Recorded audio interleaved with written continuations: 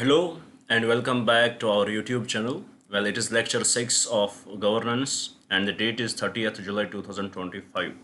And today's topic would be Comptroller and Auditor General of India, which is also called as CAG. So today we will discuss what does the Constitution say about CAG and what are the different laws formed by the Parliament with respect to Comptroller and Auditor General of India.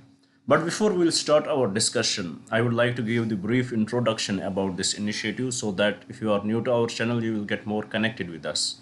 Basically from 2nd June 2025, we had started an initiative here by the name Target IAS 2026. Under this initiative, every day we had promised you that we will try to upload two videos, one in the morning session so that we can cover your current affairs, and second in the evening session so that we can cover your static syllabus. And here in the static syllabus, we had already completed Indian polity classes. We had discussed everything related to Indian polity, and currently, as you can see, we are discussing the governance, and it is the sixth lecture. And also here we had promised you that by the month of January 2026, we are going to complete your full syllabus. Whatever is required for you to clear the exam, everything would be covered, but only exception is that we are not going to cover your optional subjects. That is the only exception. And one more thing I would like to mention here, that as we are delivering these lectures, at the same time we are preparing notes for you guys, so that once you will get access to these notes, it will make your preparation very easy, because these notes are written in a very different way. Even any person with simple knowledge of English can understand it.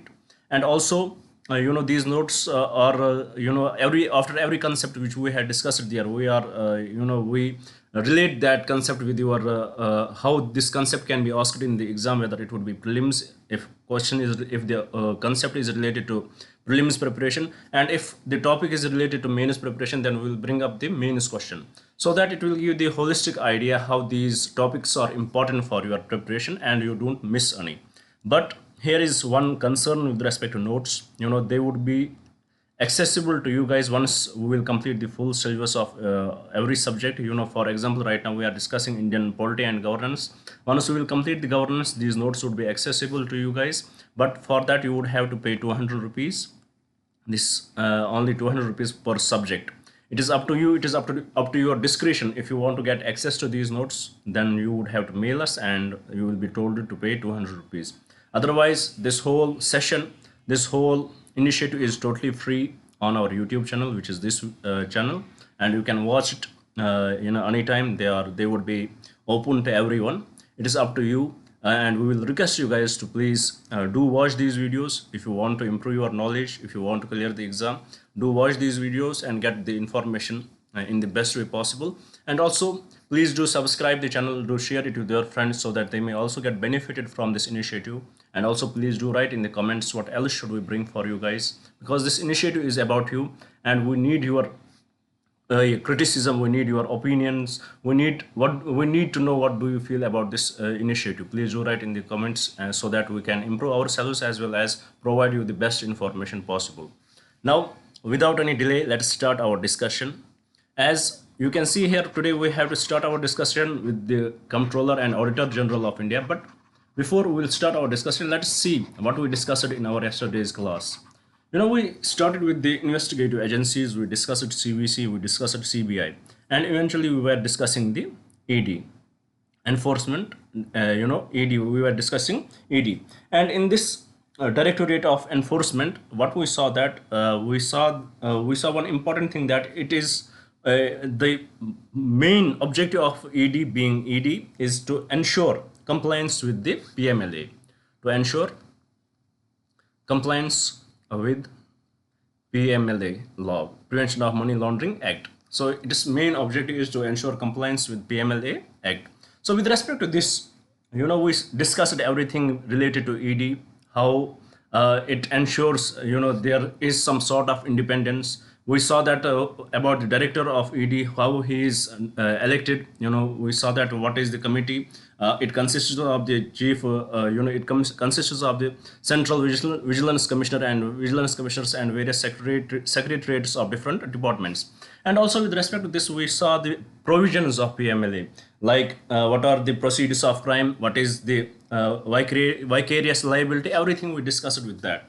And so finally we reached to the point where we did the little analysis of the PMLA, whether it is a draconian law or it is the necessity. There are with respect to draconian laws, those people who are convicted, who are accused under PMLA, they will often say that it is a draconian law because no FIR is given to them. They can be arrested without any warrant, and they don't know what is the for what purpose they are being arrested.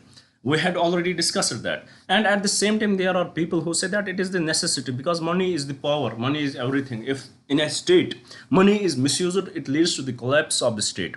Money leads to the money strengthens the sovereignty and integrity of the nation. So if any money laundering is done, it has a huge negative impacts on the society. So it is the necessity. It is the necessity of the time that there should be such acts. So this is the discussion over it.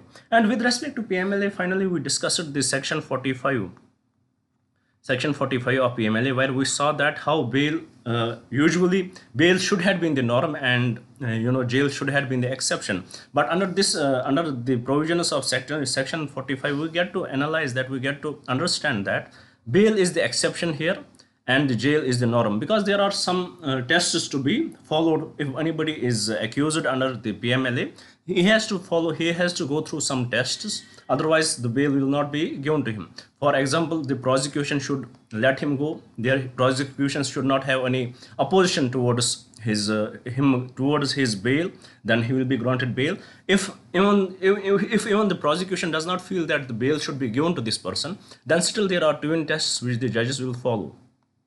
What are these twin tests? First, judges will believe that this person who is accused is not guilty, and second test is that they believe that once he will be released on the bail, he will not do any other crime, he will not commit any other offense. So if these two tests are fulfilled, then still the judges can give the bail. And there are other exceptions. For example, exceptions for the woman, or there are exceptions for the children, adults below 16 is there. And also if the patient is sick, then there are other exceptions too. So with respect to this, we saw that then it was this section 45, it was challenged in the Supreme Court under various cases. For example, in 2017, how Supreme Court said that it is unconstitutional to judge bench. They said that it is unconstitutional. Then we saw that Parliament amended the PMLA and reintroduced it. And eventually this case again went to the Supreme Court, and the Supreme Court upheld the constitutional amendment. But still, even though this section 45 is there, but there are still ways we can understand that the Supreme Court has in a way diluted it, and this is very much evident from 2024 onwards. For example, there was a case against the aid of the Jharkhand CM, and there was case against the aid of the Jharkhand CM. So in this case, the Supreme Court gave bail to him, and the reason was that what the Supreme Court cited, that if there is any accused, he is under arrest, and there are chances that the trial will take very long time, then it is better to give him the bail, let him live the life. Once the trial will be completed, if he is convicted of the crime, then we will arrest him again. So it is one of the drawback of this PMLA is that even this process is the punishment for the people. And we have the data that approximately less than 1% of cases who are conducted under PMLA, they are convicted. Less than 1% are convictions. So definitely there are chances that it is being very harsh on these people who are under this PMLA, who are arrested under PMLA. So with this, in this regard, the Supreme Court has in a way diluted it. Similarly, with respect to Kavita, bail to K. Kavita. She is the same lady who is involved in the liquor scam with respect to the Arvind Kejriwal and Aam Aadmi Party. And she asked for the bail. The High Court denied the bail. She told the High Court that I am a lady and this is the exception. Why don't you give me bail? The High Court told her that you are not an ordinary lady. You are a well-educated person. You are an MLC also. You are qualified, and you have you cannot be manipulated easily, and you have this capability that you can do such crime, and this bail was denied by the High Court. Then she appealed it in the Supreme Court, and Supreme Court, in a way, scolded High Court, that how can you differentiate women on this basis that you are educated and all that. And what did Supreme Court do here? Supreme Court gave bail to her. Similarly, in the case of Arvind Kejriwal, he asked for the bail was rejected. Then what happened? When the elections were there, 2024 elections, he changed the route of the bail. He told the Supreme Court, sir, elections are there.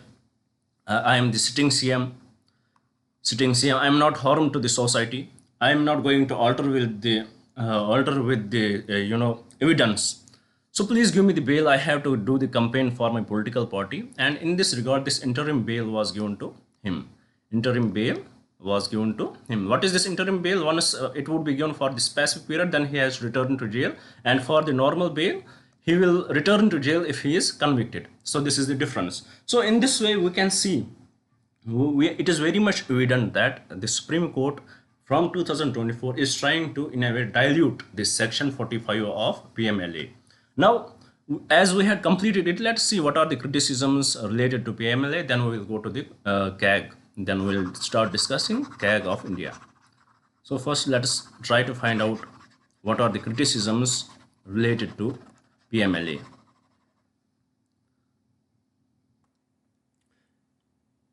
As we have to discuss the criticisms to PMLA, the first criticism is that it is a draconian law. Why? Because in this, if anybody is accused under PMLA, he will not be even given the FIR while he is under arrest. And getting bail is very harsh under the PMLA, as we had already discussed that. And also the various provisions of it, his property would be confiscated and everything. It becomes very harsh for that person to get out of it. And even it is said that if you are accused under the PMLA, it itself is the punishment for the person. If you are accused, you are arrested under the PMLA, this itself is the punishment. It does not differentiate whether you are the real one, whether you had really committed this crime or not. It does not differentiate. And also, if, as I had told you, the conviction rate is very low in this, so this is itself a draconian law. There should have been these leniencies should have been given with respect to bail, with respect to the charges why you are being arrested, and others which we will see. Then again, the second drawback of it is the conviction rate. It is very low, less than 1%, as we had discussed that. Then third, the broad definition of proceeds of crime. The broad definition of proceeds of crime. There, in this broad definition of the proceeds of crime, we had discussed it in the yesterday's class that, for example, and there are two, I will again take this example of that particular person, Ayush Kejriwal. Suppose there is a person and he has a grandfather. His grandfather, he took loan from the bank and he is accused of the loan fraud. For what purpose he took loan? He did not use it that particular for that purpose. But this person, before taking this loan, he is a working person. He had brought some properties, and one of his property he gave it to his grandson. Now what will do? He was convicted under the money laundering, and what the ED did? ED could not track the money where he has spent it, but what they did, they also confiscated this property of him, which he had brought prior to committing this fraud. Which he had brought prior to committing this fraud. So in this way, this property was also confiscated. So it in a way has the retrospective effect. It has the retrospective effect, which goes very against the constitutional principles. So in this way, that is why this should have not been there. How much money he has taken, and after taking that money, they should be able to track the money, and that money they have to recover, and the worth of that money, he has the property that should be confiscated after he has bought it with that money. It should have been, ideally it should have been like that, but it has a retrospective effect too. That is also one of the issue with it.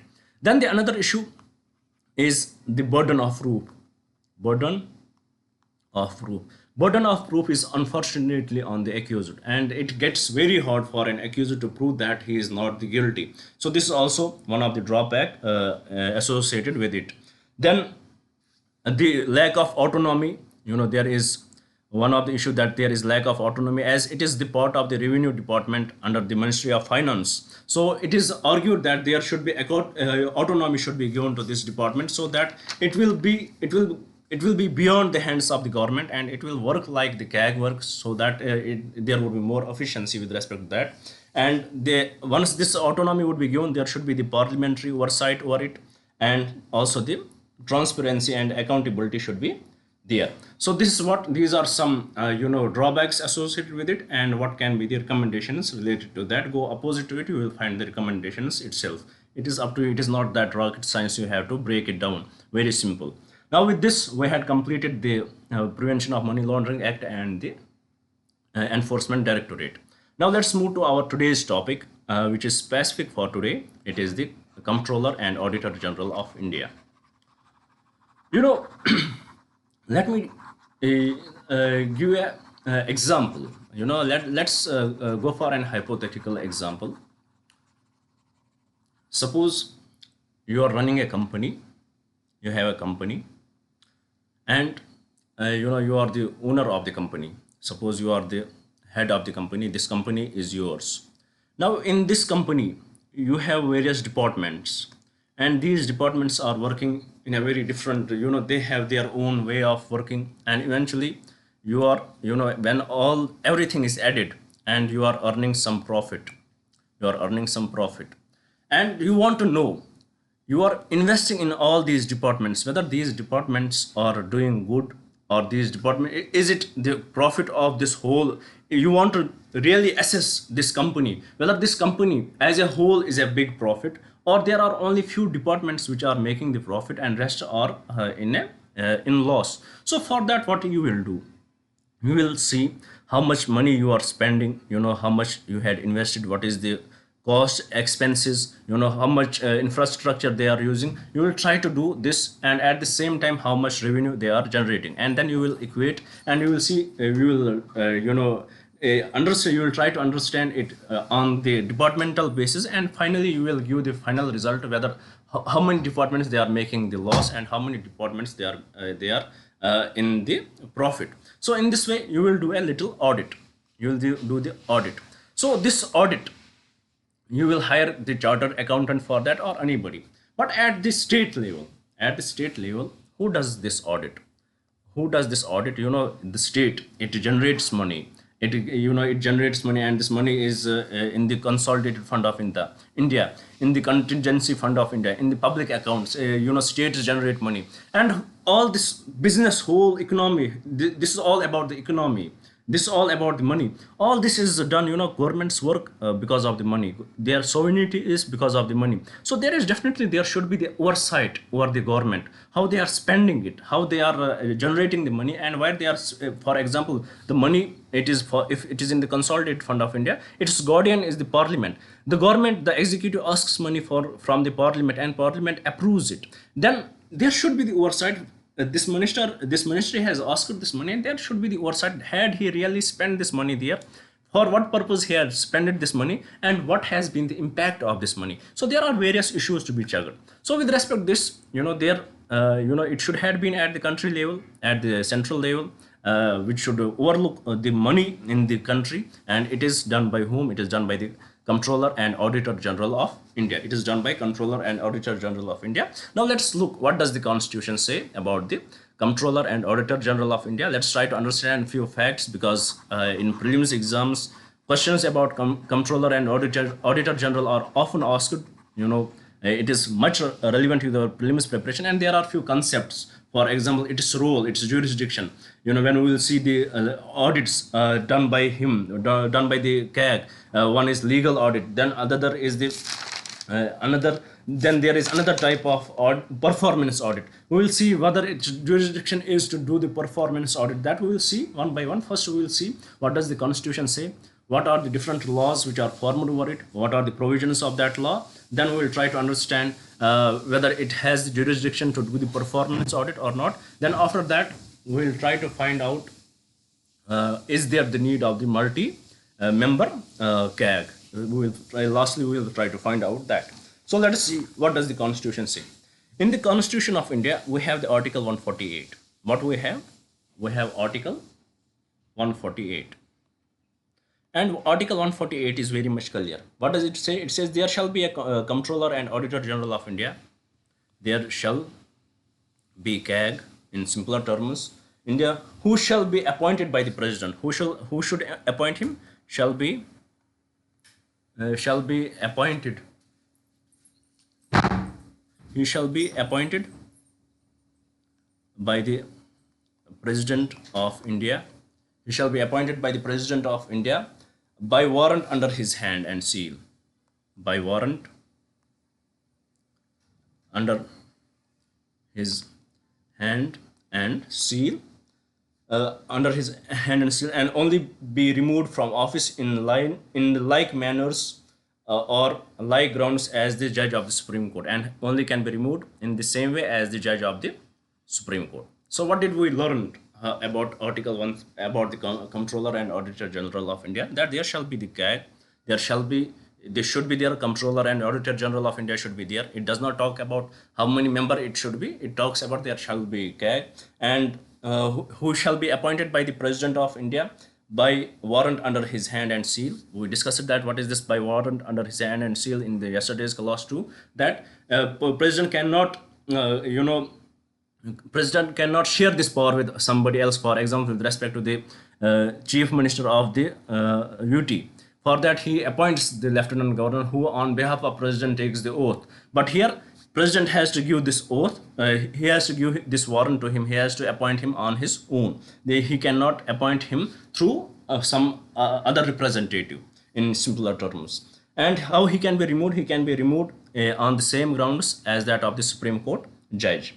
And what about his oath? Let's try to understand few facts. His oath is in the third schedule of the Indian Constitution, and what his oath revolves around, that he would uphold the Constitution. He will uphold the Constitution. And what was the oath of the President? To defend the Constitution. Similarly, if we will see what did the makers of the Constitution discussed about the CAG, especially the Dr. B.R. Ambedkar. Dr. B.R. Ambedkar said that this is the most important office of the Constitution. So this is how important it is. And for this post of the Constitution, it should have enjoyed the independence, and the Constitution should have done enough. There should have been enough provisions in the Constitution that will ensure the independence of this post, and it is very much evident. For example, grounds of removal, how he can be removed, same like the Supreme Court judge, that resolution would be passed in the both houses of the Parliament, then by the special majority, then only the President can remove him. Similarly, what about his salary? If any salary is fixed for him, that cannot be reduced for his disadvantage. So for example, he has to take decisions. He can, CAG has done tremendous for the country. He has unearthed the 2G scam, the Commonwealth scam, various other scams he has unearthed. So in this regard, as he is doing his duty, can the Parliament reduce his salary once it is fixed? No, Parliament cannot do that. And also his salary is charged upon the Consolidated Fund of India. So there is definitely the protection for him. And after, we also discussed that once the CAG will retire, after his retirement,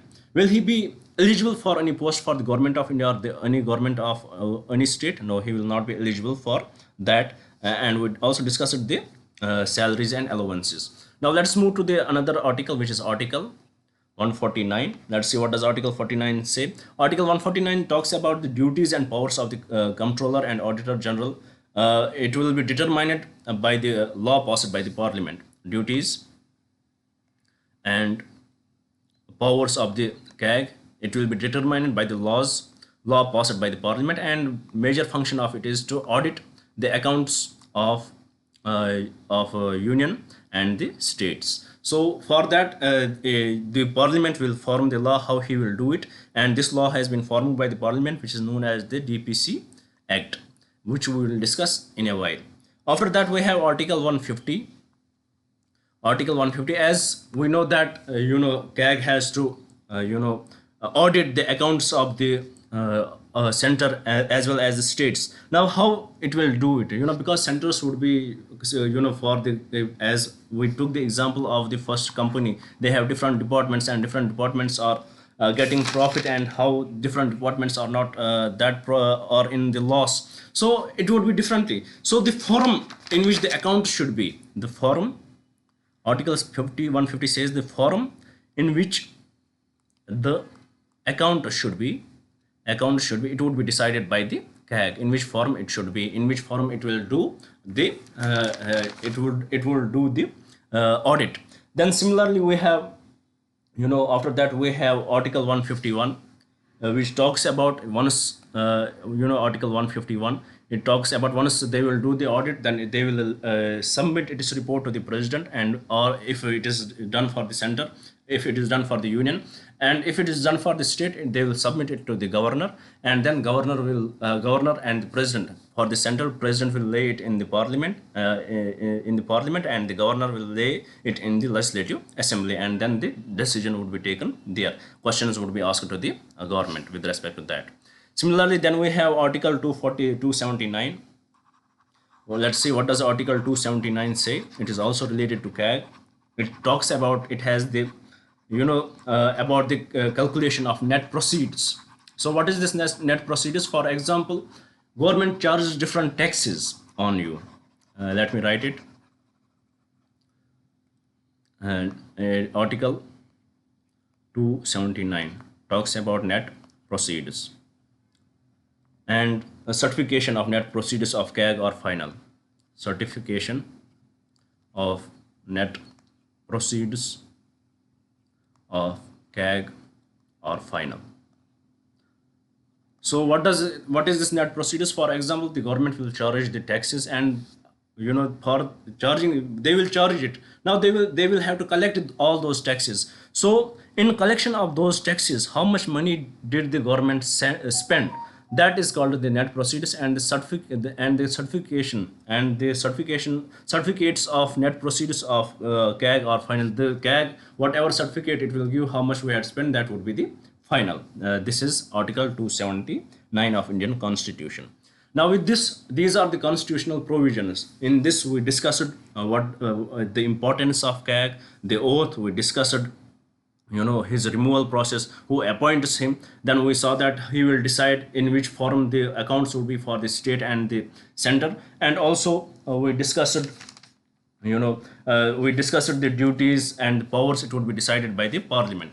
Now what has parliament formed any law with respect to that? 100% parliament has formed the law and formed the act, and that act is called the Comptroller and Auditor General Duties, Powers and Conditions of Service Act 1971. What does it say? What act they had formed? Comptroller and Auditor and General Duties, Powers and Conditions of Services Act 1971. It was given by the parliament, and it described various other features. For example, you would have heard that the tenure of CAG is 6 years or 65 years. It is given by this. If a question in the exam will come, that the Constitution of India explicitly mentions the tenure of CAG 6 years, then that statement would be incorrect, because it is not the Constitution, it is this act of the parliament which mentions that. So let's see what does this act say. It says that the CAG's salary is equal to the salary of the judge of the Supreme Court. His salary is equal to the salary of the judge of the Supreme Court.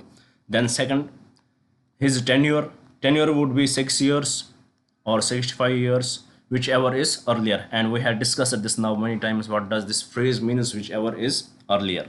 Then how he can give the resignation? 100% he can give the resignation, and he has to submit it to the president. He can give resignation to the president. And also this Powers and Conditions of Service Act 1971, it was amended in 1976. And before that, what was the rule? That this is the CAG. Previously it was a responsibility, CAG has a responsibility of keeping the accounts and then audit the accounts, and it did not suit well for the CAG. So eventually in 1976 it was differentiated. For keeping the accounts, it was Controller General of Accounts would do that, and auditing it would be done by the CAG itself. So this was the amendment made under 1976. Now let us have a look at the duties, various duties of the CAG. And by this, this is very simple topic, but it can be complicated sometimes.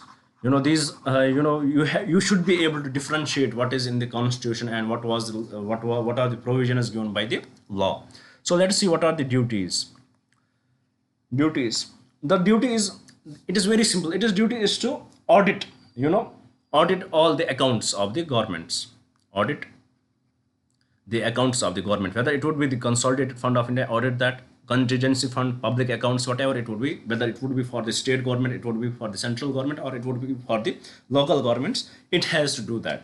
And how it is doing this audit? There are two ways to do audit, and here is the real concern. The first one is legal audit and opposite to it is the performance audit.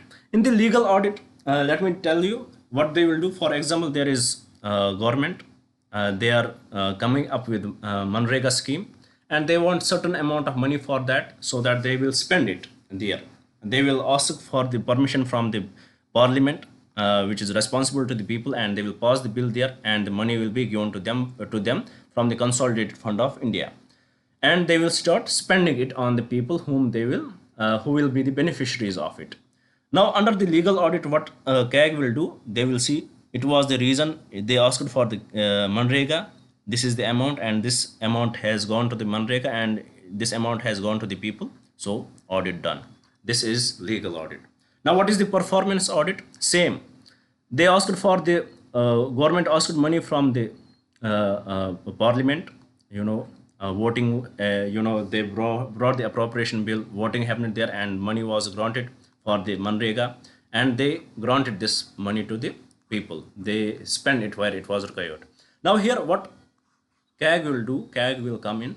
It will not only check whether the money has reached to the beneficiaries, whether the money was spent for the same purpose for what it was brought.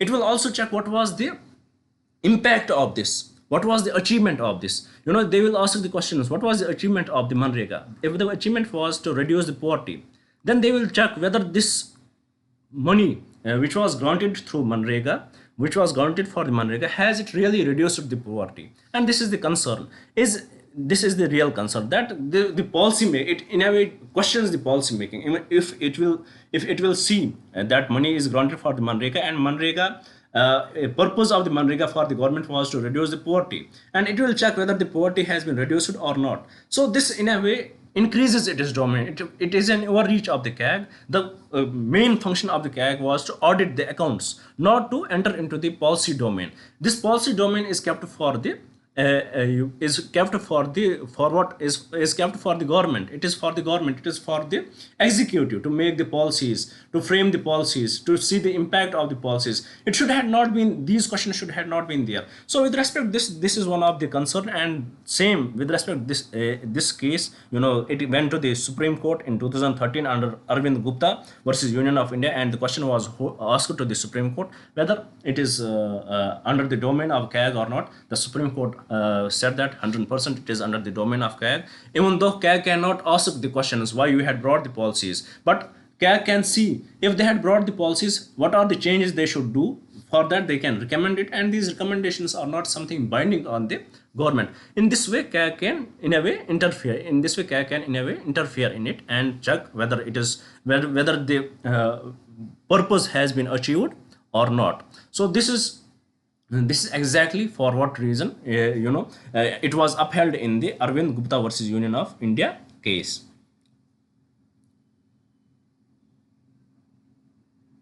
And similarly, is it only specific for example, now the question may come to your mind, sir, is the jurisdiction of CAG only specific to the governments, or it goes beyond that? 100% it goes beyond that. And let's see, it can do the audit of receipts and expenditures of the bodies or authorities who are substantially financed from the union or the state revenues. If there are authorities or the bodies authorities or the bodies who are substantially financed from the union government or the state government, then the CAG can also what he can also audit these bodies even if they are not the government bodies. Then similarly, we saw that in the Arvind Gupta case, how the Supreme Court upheld that it can go for the performance audit in the Arvind Gupta case. Similarly, then there was another case which is named as Nagunath Kalka versus Union of India. Nagunath Kalka versus Union of India, which is in Bombay High Court 2009. PIL was filed that there is a particular body against that the CAG should come in and do the audit.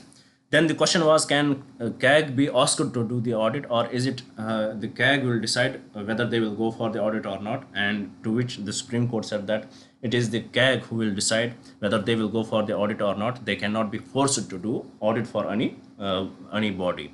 So with this, whatever is in the constitution and whatever is in the act, we had discussed.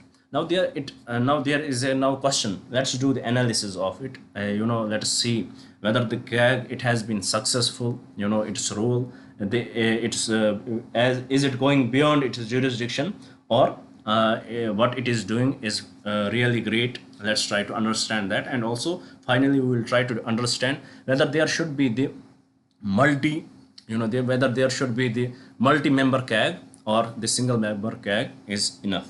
So let's try to find it out. First, we will try to do analysis the success of the CAG. Even though its domain was to be confined with the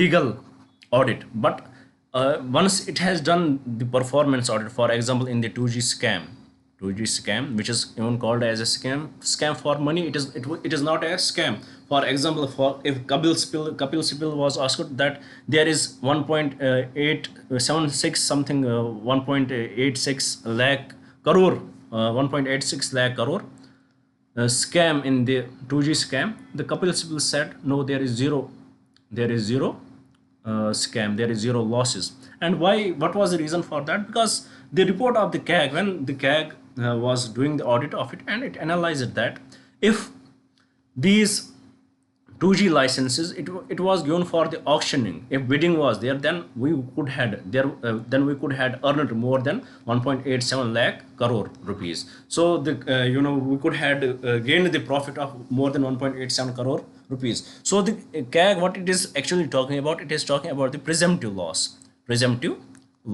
So in a way, Kapil Sibil, he was correct with respect that no, there is zero scam, because it is the presumptive loss. The motive of the government, motive of the Congress government was at that time, as they are saying, that their motive was that the telephone, the mobile phone, it should be available to everyone rather than gaining the profit. So in this way, CAG, as it was doing its, if its domain was very much specific to just look at the amount, whether this money was given, that bidder has given this money and it has reached to the consolidated fund of India, then it would have been enough. But the way it is doing it, the questions it is raising, because of these questions we were able to unearth these scams. Similarly, like this, we have this scam of the 2G scam. Similarly, we have Commonwealth Games scam. It was because of the CAG report. And also the coal scam, it was also unearthed because of the CAG, the audit it did. And also other housing society scam, it was also unearthed because of it. So definitely there are, this is how it works. And in recent times, in 2024, we had the Indian Olympic Association, and their, and this CAG has highlighted that how there was 24 crore loss for the Indian Olympic Association. Now let's have a look at this case study. Indian Olympic Association. it went into the business with the Reliance. And actually our Olympic team was going for the Paris for the Olympics. And what was this whole story, that Reliance will sponsor them, and their advertisements would be there inside the houses, inside the house of India House and outside the India House. But for that there were agreement between the Indian Olympic Association and the Reliance, and eventually at condition was reached where certain amount of money would be given to them. But unfortunately what happened, by time, the International Olympic Association, they framed the rules. International Olympic Association framed the rules, and they said that inside the India House, what would be there during the Olympics, there you can highlight these advertisements, there you can have the posters, but outside that India House you cannot have those posters. So it was not discussed during the agreement. Then the Reliance came in, it told to the Indian Olympics that you had committed a kind of fraud with them, you had manipulated them, they want to come out of this agreement, or they want to change the they want to negotiate. Then what Indian Olympic Association did, they said to them, you need not to take this money back, just listen to us, you will be there and you will sponsor our 4 next games. So in this scenario, the CAG came in and it did the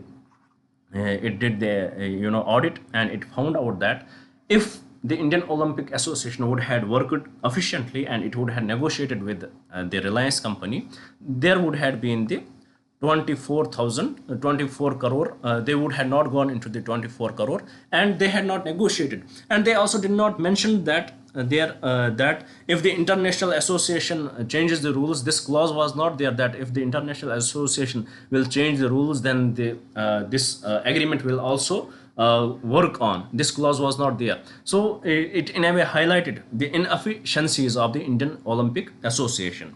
So in this way, because of this CAG, we are able to earth some scams, and it is very much important. And it has really been very much critical for the Indian economy. Now let's see how it is critical institution, how it reasons for its success.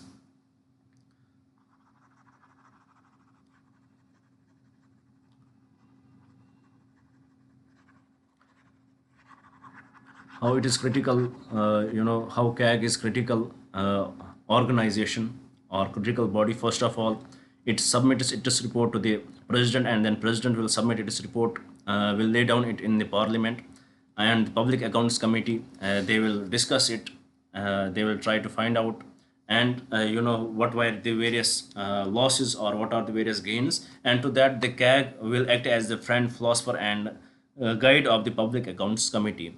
This can be asked in the prelims, who is the friend, philosopher, and guide of the public accounts committee. It is CAG. So do remember that. And also the CAG has done various CAG is promoting public awareness about these scams, how this should be reduced and how you can cooperate with the government. And also it has been very much helpful in exposing money corruption cases. Money corruption cases, for example, 2G scam was there, Commonwealth Games scam was there, Adarsh House scam was there, so various. Now there is debate over the jurisdiction, it is jurisdiction, and this debate is fully with respect to the this debate, it is fully related to performance audit. Whether in the because in the performance audit, what CAG does, it does not only look at the money was well spent, but also what was the impact of that money. So the debate is whether it should have been limited to the legal, or it should have, whether for the CAG it's for the CAG, whether his jurisdiction was limited to the accounting only, to the audits only, rather than going into the policy making. Because once they are doing the performance audit, they will ask various questions to the government, and because of this performance audit, it has a wide impact on the policy making. Even because of the performance audit of the CAG with respect to the 2G scam, the Supreme Court of India, it suspended 122 licenses. So it has a huge impact, and the question is, does it have the jurisdiction? And the Supreme Court has said it has a jurisdiction. Now the question is it good And the question answer to it is, in a way it is good. It cannot directly answer the questions why the government has brought various schemes, but at the same time there is the need of the accountability, there is the need of the transparency. People should know, there, because this is the most important body in our constitution. So they should know if this money is spent on for example, tomorrow government may come up with some other scheme and they will invest money in it and they will spend that money, whether that scheme was really helpful. We should be able to know that. And government should be given the reality check whether you had brought the scheme, was it really helpful. So it in a way is correct for some, and for some it is the overreach of its duties, that it has the duty with respect to the with respect to audit only. It is coming into the policy domain, and which is only kept for what, which is for the government to make the policy, which is for the executive to make the policies. And this is the another argument against it. So eventually what is the right, what is the situation right now? It can do it, it can do the performance audit, but it cannot question the policy of the government, why you had brought this government, why you had brought this policy. It can discuss the policy, it can see its impact, it can see where it can audit it and see its impact, but it cannot question why you had brought it. Well, there is a very fine line. Even when you are discussing this, even when you are seeing it, it in a way exposes the policy, but this is a very simple and fine line which differentiates his functions. Now there is another question which is revolving, which is being revolving, that whether this CAG should be the single member authority or it should be the multi-member authority. So with respect to this, let's go back to the Election Commission of India. And if you can remember, when we discussed the Election Commission of India for many decades, approximately till 1989, from the day of independence till from the day we enacted the constitution till 1989, this Election Commission of India, it was a single body. What it was a single body. And why its role was expanded after that, why it was made multiple bodies? Even the constitution was very much clear that there should be the election commissioner and many chief election commissioner and many election commissioners, but for many decades it was a single member body. But after that it was in a way diluted and it was made a multi-member body. Reason was highlighted that the population has increased. We had changed the adult suffrage voting age, it has been reduced to 18. So definitely there is much burden on him. The real question is, let's suppose there are 3 election commissioners or whatever it would be. Let's suppose, are they enough to deal with the elections for the whole country? For that, in this, if we will go with this principle, then there should have been money more. There should have been election commissioners in millions. Then only they could have achieved it. But the real reason was different. What was the reason? The decision was taken by the single election commissioner because his morality was different. He was not corrupt. His approach was different. It was very hard to deal with him. So it, in a way, to dilute him, it was necessary that this election commission should be made multi-member, so that it in a way will dilute his his role, and the voting would be taken there, consensus would be achieved, and if his approach is different, then what others would recommend, that would be achieved. So this was the reason, and this was the reason why it was made the multi-member body. Similarly, with respect to CAG, it is the same argument. People are saying that, some people are saying that it should be the multi-member. Why multi-member? Because right now it is everything is changing. Well, population is changing. It will have the it will have the enormous power. Is for a single member, if it is a single member, he will enjoy the enormous power, and it is easy to influence the single member, and it can be very easily manipulated. And if it is a multi-member party, it is a multi-member authority, then there would be more options would be there. It would get very hard to manipulate all the members, and eventually the quality would be great, and also at the same time the quantity, the ways in which the laws are formed, they would be very different. So there is one sect of people say that it should be the multi-member, but at the same time another sect says no, it is good as single member. It is not something like that he single-handedly does the audit of the whole country. It is not like that. He has various, under him there are 6 deputy CAG who assist him. 6 deputy CAG who assist him. Then there are thousands of auditors who do the audit. So it is not actually at the top, it is a single member, but his decision is final. But he is not doing this himself, singularly himself. It is he has the full team. There are many employments done under this, and they do it for them. So they say that if we have the strength right now, if we have this belief in the CAG, it is because it is the single member, and it is very hard to, in a way, it is very hard to neutralize him. So it should be the single member. So with this, we had completed our today's discussion. Whatever was required with respect to CAG, we had discussed it. I hope you would have understood it, and if there is any confusion, please do write in the comments, because this initiative is for you guys. And this whole hard work what we do, it takes really lot of time from us to make the videos, to develop these, to first to bring in the material which we have to discuss. It really takes a lot of time. So we need your appreciation for that, and please do subscribe it, do share it, and if you need the notes, please do write in the comments. Please do approach us. We are ready to share it with you guys, and this is the only revenue which we can generate. If for now we can generate through YouTube, it will be the only revenue from our notes, because we had written it in such a way.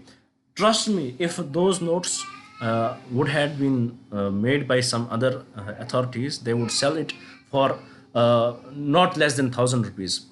Trust me on that, but I am selling it for only 200 rupees. And once you will see, you will find out that how important they are. And we had not left even a single topic. We are not leaving in even a single topic without a question. Every topic is discussed, every discussion is made properly if the topic is related to prelims or mains. So we would recommend you to reach to us guys, and we will definitely we are willing to share these notes.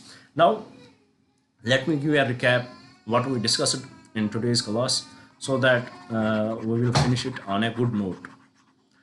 First, when we started our discussion, we saw that what are the drawbacks, with respect to, we discussed ED, and we discussed PMLA, and we saw that,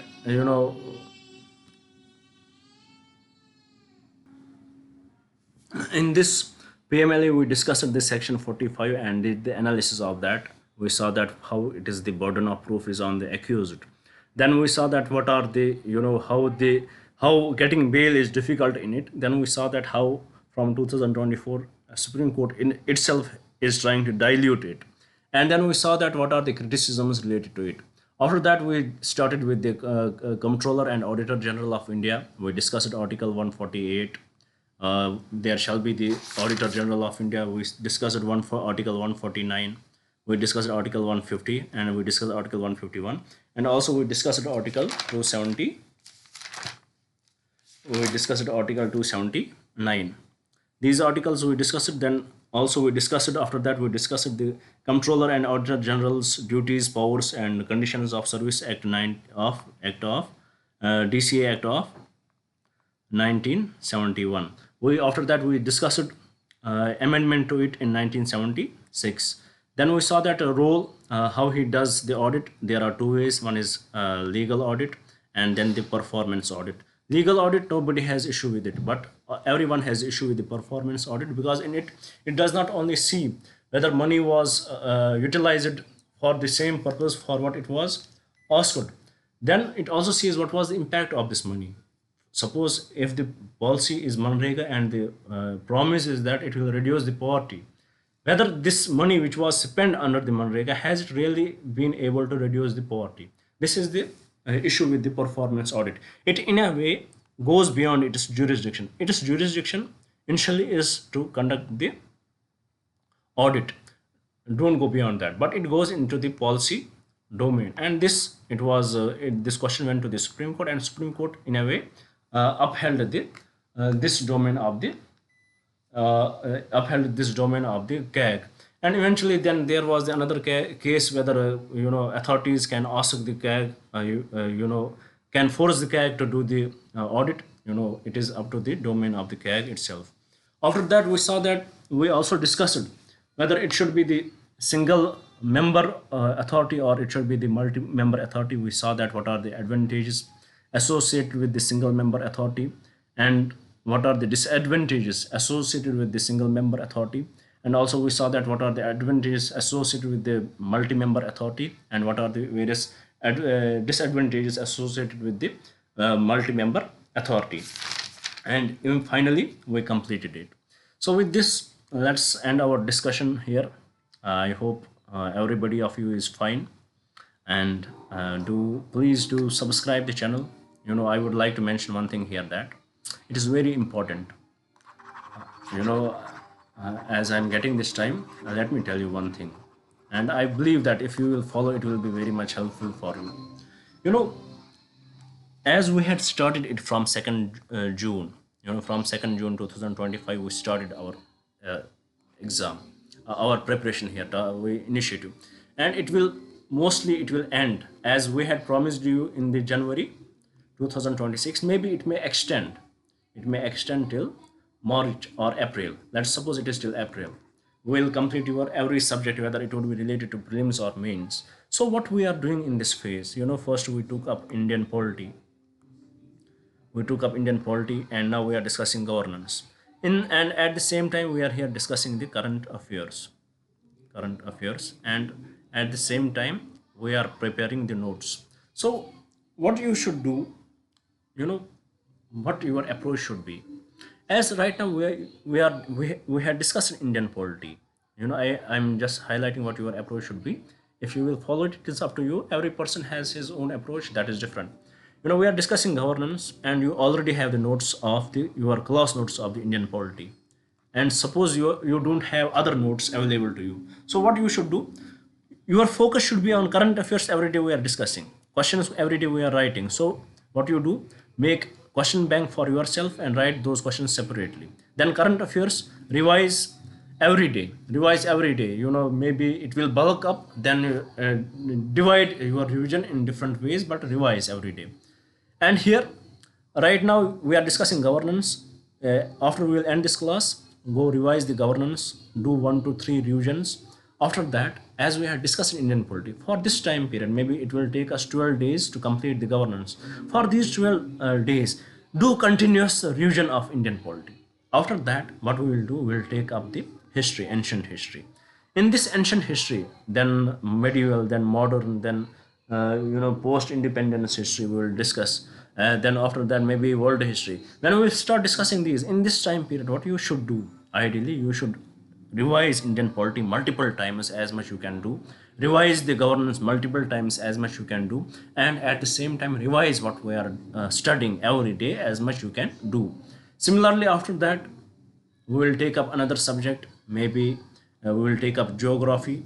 Then in this time, revise the history as much you can do, and the current affairs. And if you get on Sundays, try to revise Indian polity and governance. Then after the geography is over, then we will shift to economy. In this time period, revise the geography, and on Sundays and Saturdays try to revise these two subjects. Then after geography, economy is over, then there would be science and technology and other subjects. So this is how you should follow this pattern. If you will follow it and you will have these questions with you, trust me, nobody can stop you in clearing this exam. This exam is about consistency. This exam is about your focus. This exam is about the practice. If you are able to do it, if you are able to have this consistency, you are practicing daily, you are studying daily, you have your own timetable. Don't spread your wings too much. Don't focus on many subjects. If you will ask me, have one conventional book, second, have my notes, and third, class notes. This should be enough for your preparation. Even if you don't have the conventional books, this much should be able to clear your exam. I'm not, I cannot make an extreme statement, but let me be humble here. Have one conventional book, have my notes, and have the class notes. This should be enough for you to clear exam. Or have the notes, have the class notes. This should be enough for you clear the exam. And repeat it and revise it. Revise it every day. Spend your time, distribute your time. What should be your timing for the current affairs? How much time you would give to current affairs, then how much time you will give to the static part, how much time you will give to the CSAT. This is all about, and how much time you will give to your optionals. This is all what makes you clear the exam. This is what, everybody has this program. These are the subjects which everybody reads, but what is the difference between the toppers and you? The only difference is that they really read, they really understand, and they are consistent. But we are not consistent. We will read today, and after a few days we will read again. We will study today, and after a few weeks we will study again. So this should not be the habit. If you have to clear the exam, at least 8 to 10 hours you have to spend daily on the preparation, then only you can achieve the success. So with this, I would like to thank you guys for staying with me. I hope you will achieve the success for what you are here. Thank you for staying with me. Thank you very much, and have a nice day. Best of luck.